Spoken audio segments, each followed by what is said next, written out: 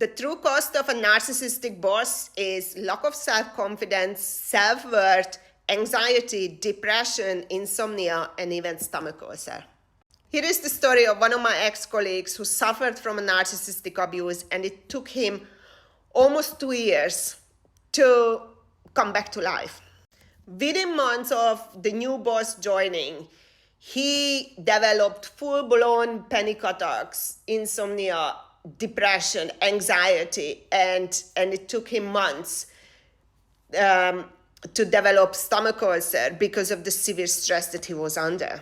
So I pushed him to leave. I said, look, it's never going to get better. You need to leave because the environment is making you physically and mentally ill. Anything is better than that.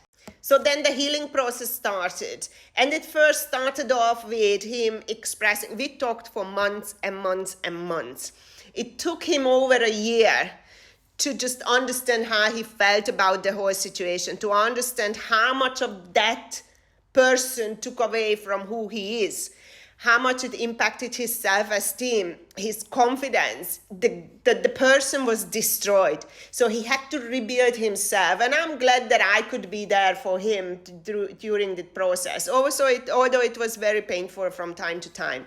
So it took us months talking about him expressing anger, frustration, defeat, feeling beaten, not knowing how to move forward, not knowing ever wanted to have a boss again, because now he was traumatized. He associated having a boss with that behavior. So we had to untangle that and say, and establish that that's not what it is. That was just that person. It's not that job. It's not being a boss or anything like that.